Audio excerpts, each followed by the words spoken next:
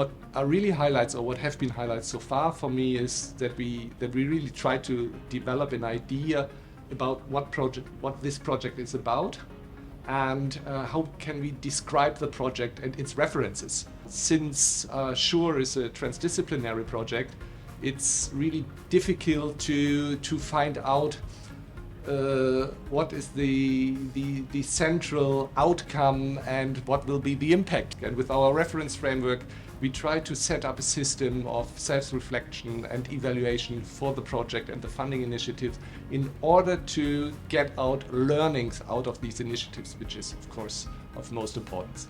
I mean, we are running the facilitation and synthesis research project. So this is the one that accompanies the 10 running projects within the funding priority.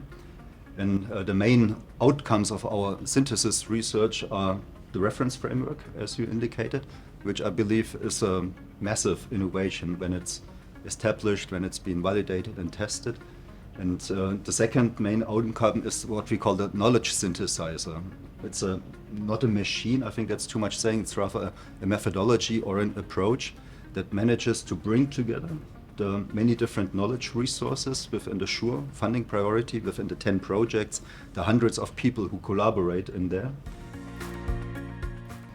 We have started to understand that many of the groups are sharing with each other on a voluntary level, very culturally embedded, partly religiously embedded understanding of sharing and of mutual care, and linking this local understanding of the people, of the institutions, with government and also with the administrative tasks brings about a very unique kind of understanding of risk management and brings about a lot of potentials how to join hands better in the case of risk prevention, of risk communication, and also then, of course, finally to bring these different potentials together in a comprehensive and more sustainable risk management.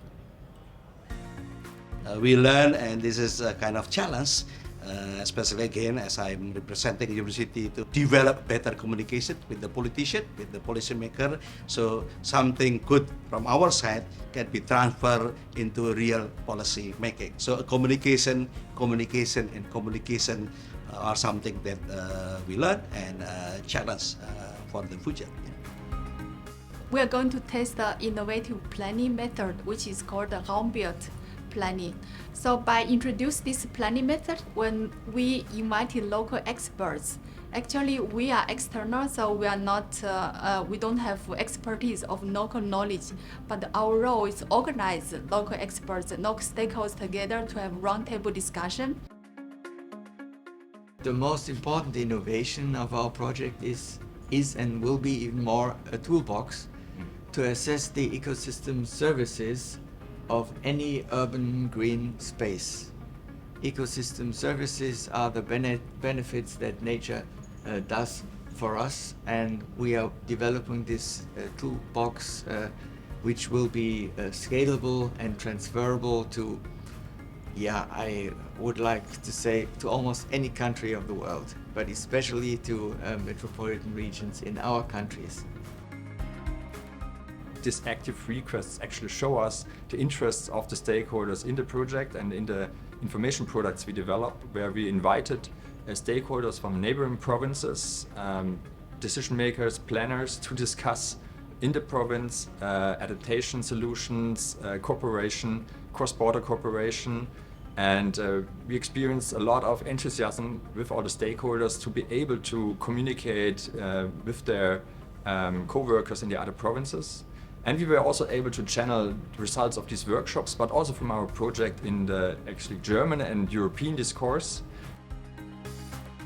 And most importantly, project were able to engage young students, students of architecture and urban planning, into the process of plan making. So the combination of every actors into the project design and project implementation, making a strong cornerstone for achieving project development objective. That's what I can see the sustainable development phase. Yeah. no one work alone in our project. Each work package is linked together and we work together at the same time. We also build a social networks that can help to spread our knowledge to larger audience online, so larger people or larger audience can access to us and can approach to us. This is very new in Vietnam. We interviewed people in order to narrow that down and specify both sides, societal utilization and technological development over time. So from this very vague start at the beginning, we end up with something very specific now, and that is addressing indoor comfort in wooden buildings by means of insulation technology. Well, the practice of doing transfer work is, from my perspective, the most important outcome for us and learning. We come up with an idea to promote community-based ecotourism in the Kude River Valley. It is in the outskirts of Da Nang City, and we want to do so by empowering all the stakeholders get involved in the project, especially the community.